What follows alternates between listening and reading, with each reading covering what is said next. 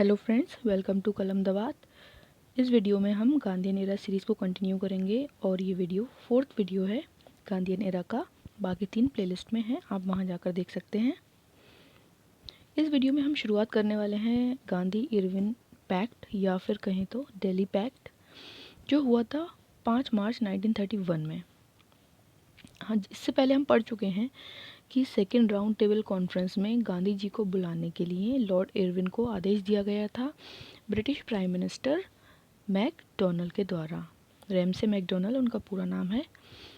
तो जब इरविन भारत आए तो उन्होंने गांधी जी से मिलने के काफ़ी प्रयास किए। तो इसमें 2 लोगों ने उनकी हेल्प की। एक थे तेज बहादुर सप्रू, दूसरे एम.आर. जैकर। इन दोनों ने मिलकर ये पैक्ट करवाया और ये मीटिंग्स करवाई। इनका रीज़न ये था कि गांधी इरविन पैक्ट या गांधी जी के सेकेंड राउंड टेबल कॉन्फ्रेंस में जाने से भारत के लिए कोई बेनिफिशियल चीज़ या कोई एक आज़ादी से रिलेटेड कोई एक सक्सेसफुल डील हो जाए, एक सक्सेसफुल बात हो जाए। तो ये इसके लिए इन्होंने एफर्ट्स किए, सप्रू और जैकर ने। ये क्वेश्चन कई बार पूछा जा चुका है कि गांधी इरविन पैक्ट में जो हेल्प करे थे उन 2 लोगों के नाम बताइए।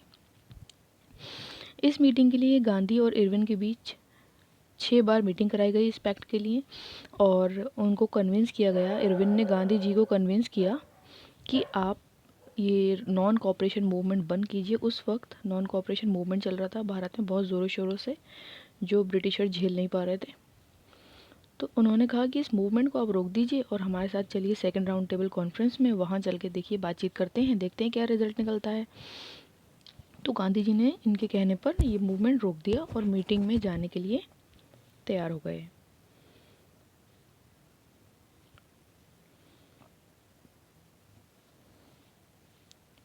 अब गांधी जी पहुंचते हैं लंदन, जहां पर सेकेंड राउंड टेबल कॉन्फ्रेंस होनी थी जेम्स पैलेस में।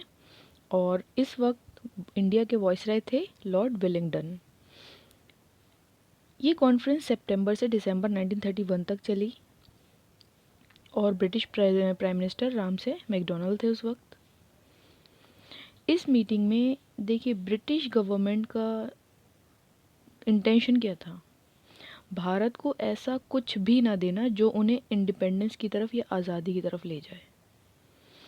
तो वो नहीं चाह रहे थे कि इन भारत को कोई भी ऐसी छूट या ऐसी कोई प्रावधान बन जाए जिससे कि वो आज़ादी की तरफ चला जाए, बल्कि ब्रिटिशर्स का ध्यान तो था कि भारत को डिवाइड कर दो कम्युनल अवार्ड्स के नाम पर या सेपरेट इलेक्टोरेट के नाम पर।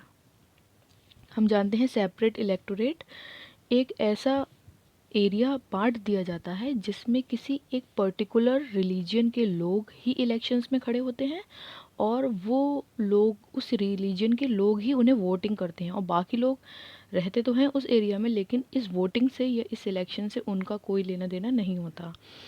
तो भारत को सेपरेट इलेक्टोरेट में बांटने की बात हो रही थी, जैसे मुस्लिम्स अलग, दलित अलग और सिख अलग और इंडो यूरोपियंस अलग।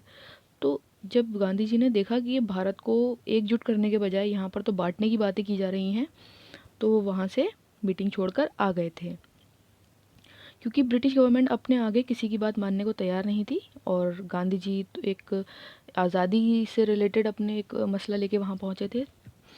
तो जब गांधी जी जेम्स पैलेस की सीढ़ियाँ उतर रहे थे, वापस आ रहे थे, तो एक ऑफिसर थे विंस्टन चर्चिल। इन्होंने गांधी जी को अर्धनग्न फ़कीर कहा था कि वो भी क्या खूब नज़ारा था कि जब जेम्स पैलेस की सीढ़ियों से एक आधा नंगा फ़कीर उतर के जा रहा था। तो ये क्वेश्चन भी कई बार आ चुका है। एक बार ये केबीसी में पूछा जा चुका था कि अर्धनग्न फ़कीर किसने कहा है गांधी जी को। गांधी जी के बहुत सारे टाइटल्स हैं, जिनमें से एक ये भी बुक्स में हमें रिटन मिलता है।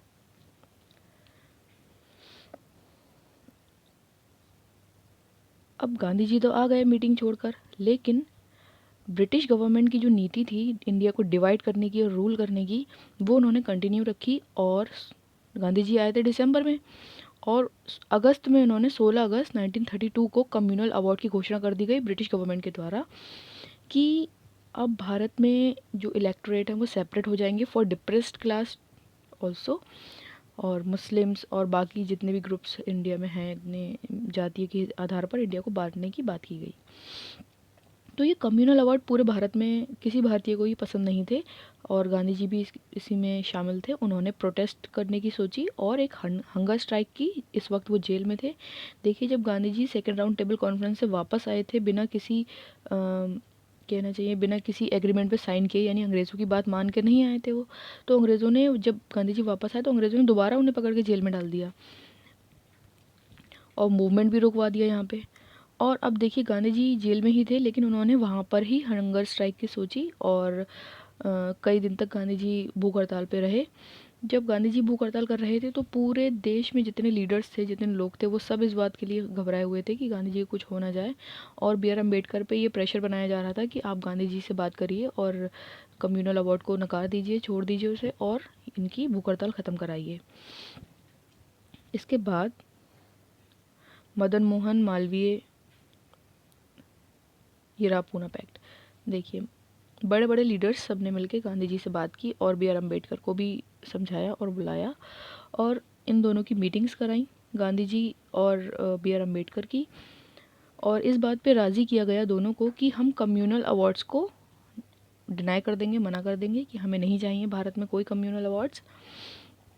बदले में गांधी जी ने ये प्रॉमिस किया कि जो डिप्रेस क्लास है या दलित वर्ग है भारत में, उसको प्रोविंशियल इलेक्शन की सीटें बढ़ाकर 71 से हम 148 कर देंगे और सेंट्रल लेजिस्लेचर में 18% उनको आरक्षण दिया जाएगा। साथ ही साथ गांधी जी ने कहा कि अब कोई हरिजन वर्ड यूज़ करेंगे सब, कोई दलित नहीं होगा भारत में, अब सब हरिजन होंगे।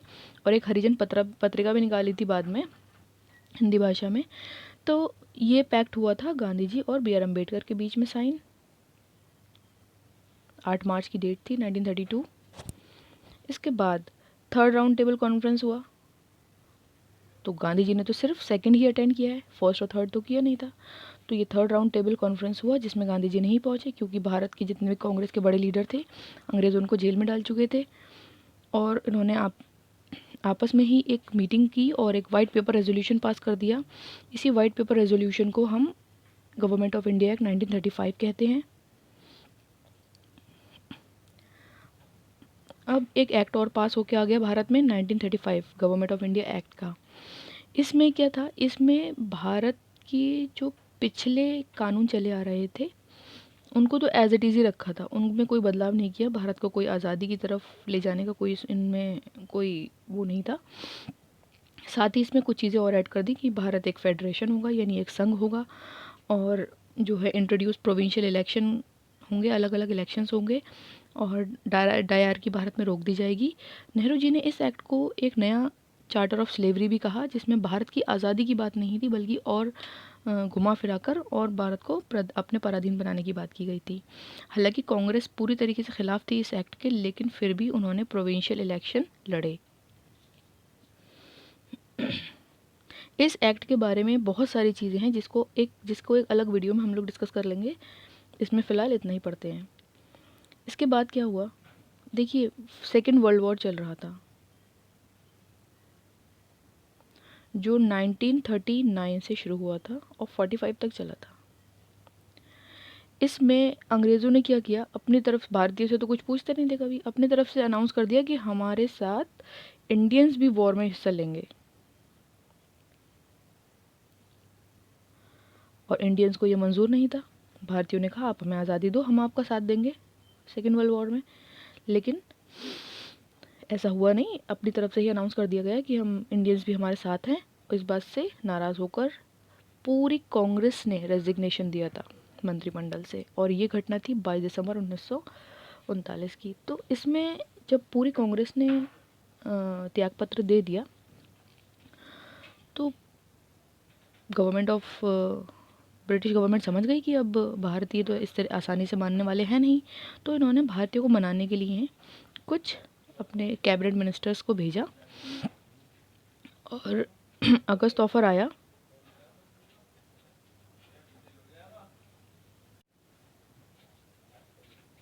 अगस्त ऑफर के वक्त भारत के जो वाइसराय थे वो लॉर्ड लिनलिथगो थे। तो ये लोग क्या ऑफ़र लेके आए भारत के लिए। अच्छा, इस ऑफ़र को लॉर्ड लिनलिथगो ऑफ़र या लिनलिथगो ऑफ़र भी कहा जाता है, अगस्त ऑफ़र को। तो इन्होंने भारतीयों को ये लालच दिया कि आप इस वर्ल्ड वॉर में हमारा साथ दीजिए और बदले में हम आपको डोमिनियन स्टेटस दे देंगे, वो भी हमारे वर्ल्ड वॉर जीतने के बाद। तो ये चीज़ तो एक कहना चाहिए एक फेक प्रॉमिस ही लग रहा था। तो उस वक्त प्रेसिडेंट जो थे कांग्रेस के, वो थे मौलाना अबुल कलाम आज़ाद, उन्होंने साफ साफ इसको मना कर दिया। और अच्छा, अगस्त ऑफर से मुस्लिम लीग काफ़ी खुश था, क्योंकि उसमें एक बात मेंशन की गई थी, वो ये थी कि कॉन्स्टिट्यूशन भारत का जो बनेगा उसमें मुस्लिम्स का अप्रूवल या मुस्लिम जो पार्टी होगी उसका अप्रूवल लेना ज़रूरी है। तो वो इससे काफ़ी खुश थे अगस्त ऑफर से। लेकिन अगस्त ऑफर फेल हो गया भारतीयों के लिए, क्योंकि ये किसी काम का नहीं था। हाँ हाँ, ये हमें याद रखना है। इसमें इस वक्त लॉर्ड लिनलिथ को वाइसराय थे, इसलिए इस अगस्त ऑफर को लिनलिथ को ऑफर भी कहा जाता है। दूसरी चीज़, इसमें मुस्लिम लीग राज़ी था, लेकिन पूरे भारत ने इसको नकार दिया था। और इसके बाद गांधी जी ने कहा था कि हम फिर से सिविल डिसओबीडियंस मूवमेंट शुरू करेंगे, लेकिन इस बार ये डिसओबीडियंस मूवमेंट सब इंडिविजुअली करेंगे, अलग अलग करेंगे, यानी हर भारतीय अपने आप में एक मूवमेंट करेगा और उस मूवमेंट में सबसे पहले वो गवर्नमेंट को बॉयकॉट करेगा, यानी उसकी नौकरियां और उसके साजो सामान लेना बंद कर देगा। ये मूवमेंट 17 अक्टूबर 1940 में शुरू हुआ और पहले इंसान जो इस मूवमेंट के थ्रू जेल गए थे इसमें भाग लेने के बाद, वो थे विनोबा भावे, और नेहरू सेकंड थे, जवाहरलाल नेहरू, और उसके बाद नंबर था सरदार वल्लभ भाई पटेल का। तो ये वीडियो हम यहीं पर ख़त्म करते हैं। इसके आगे की चीज़ें जो हैं, जैसे क्रिप्स मिशन है, क्रिप्स मिशन भी भारत में इसलिए आया था कि वो भारतीयों को राज़ी कर लें कि वर्ल्ड वॉर में हमारा साथ दे दें। उसके बाद क्विट इंडिया मूवमेंट पढ़ेंगे, और CR फार्मूला और गांधी जी का फास्ट कितना चला, वेबल्स प्लान, ये सारी चीज़ें हम अपने अगले वीडियो में डिस्कस करेंगे। तो अगर ये वीडियो आपको अच्छा लगा हो तो लाइक कर दीजिए, शेयर कर दीजिए इसे अपने फ्रेंड्स के साथ, और चैनल को सब्सक्राइब कर लीजिए, जिससे आगे आने वाले वीडियोज़ आपको मिलते रहें। Thank you and have a nice day.